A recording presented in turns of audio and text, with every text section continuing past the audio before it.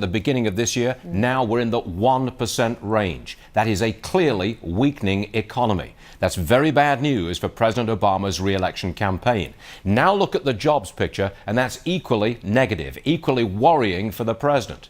You've got this spike in the number of people claiming unemployment benefits. We also had a report of 61,000 announced layoffs in the month of May, up 50% from the month before, and private sector job creation also very weak. If you add it all up, Martha, what we've got is a slowing economy and the possibility that the unemployment rate, now at 8.1%, will actually go up before the election in November. Obviously, this is bad news for the country and for people who are out of work. Yes. That's the primary concern. It also is tough in an election year, of course. And when you were talking about this summer and the summers that we've seen declining, it reminded me of the talk about the summer of recovery. Was that supposed to be last summer or the summer before? I can't remember anymore. It was both. Stuart. It was both. It was 2010, it was 2011, and now in 2012, the same thing is happening all over again.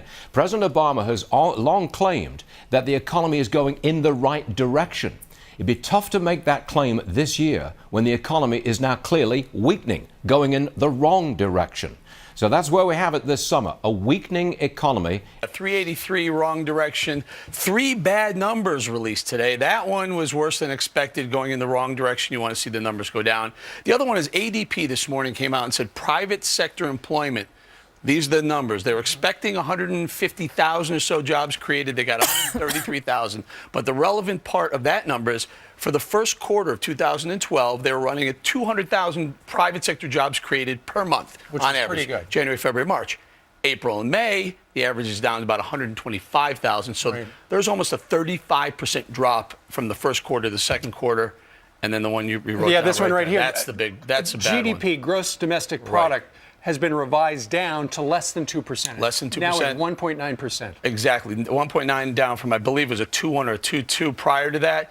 That's really bad news because the only way to get out of this mess we're in is by getting GDP up, getting growth up. You can cut spending to a certain extent. You can raise taxes to a certain extent. But to get $16 trillion deficit out or on the right path, you need growth. You need 2.5%, 3% growth. That's a healthy kind of a healthy market. We've had 5% growth and 6%. Here's the thing.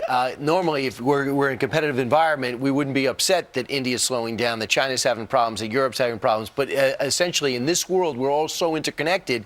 We're kind of rooting for them to come up, too, correct? Yeah, there's Brian, it's a good point. China, everyone says China's that big engine that's going to keep the globe going.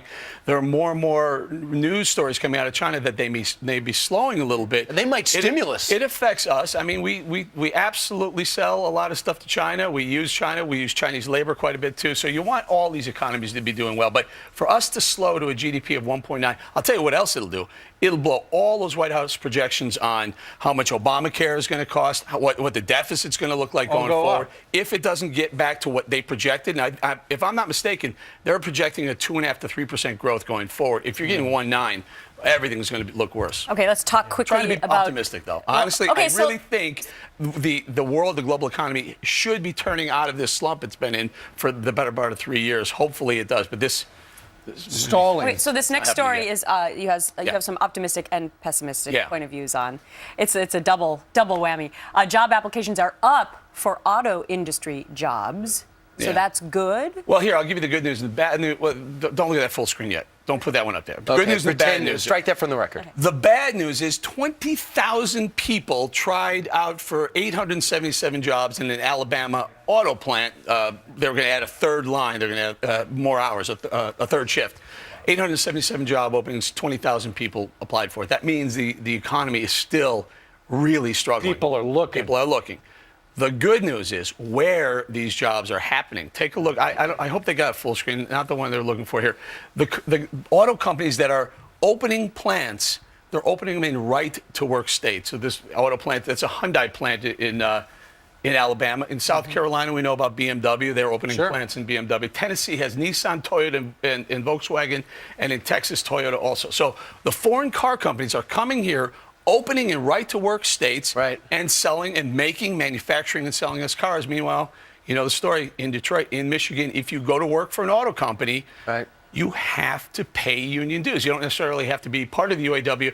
Doesn't matter though. You're still going to your union dues are going to come out of your paycheck anyway. Sure. So until Detroit fixes itself, until they make Michigan a right to work state,